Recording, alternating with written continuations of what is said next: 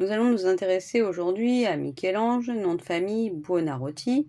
Il est né près de Florence et a été formé dans l'atelier de Ghirlandaio avant que Laurent le Magnifique ne le prenne sous son aile. Il a depuis très jeune un goût prononcé pour la taille de pierre. Il semble se sentir plus sculpteur que peintre.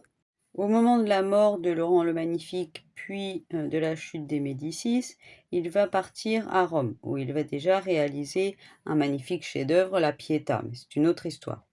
Appelé à Florence pour des problèmes personnels, il va réaliser l'œuvre qui nous intéresse aujourd'hui, son David. 40 ans plus tôt, une œuvre avait été commandée pour la cathédrale de Florence. Deux sculpteurs se sont attelés à ce bloc de marbre mais ont abandonné face à la difficulté, celui-ci étant relativement peu dense et veiné.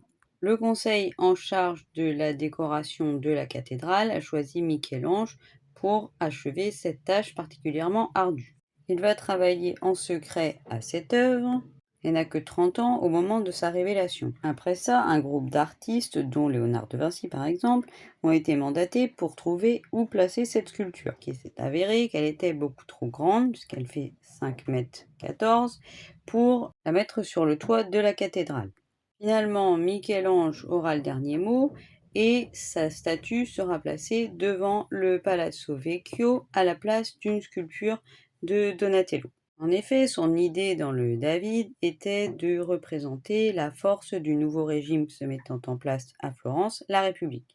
Ici, contrairement aux deux David que nous avons vus précédemment, nous voyons un homme plus fort et nous ne voyons pas l'épisode après la décapitation de Goliath, mais avant. Donc que se passe-t-il? Nous voyons David avec sa fronde qui marche vers son destin. On remarque sa fierté, sa détermination, comme guidé par la main de Dieu, qui lui permettra de terrasser le guerrier Goliath grâce à sa pierre. Résolu mais tout de même soucieux, comme on peut le voir avec la veine du cou et également l'arqué des sourcils. Respectant les codes antiques, son David en contrapposto paraît en mouvement, il semble vivant. Michel-Ange a poussé loin le respect de l'anatomie de David, on peut le voir au niveau de la musculature. Le seul petit défaut est dû au marbre lui-même, puisqu'il manque un petit muscle dans le dos. D'un point de vue symbolique, on remarque également le côté gauche de David, qui est le côté exposé, qui représente le côté vulnérable, plus humain, et la partie droite qui va représenter la force et qui est bien protégée, bien contractée.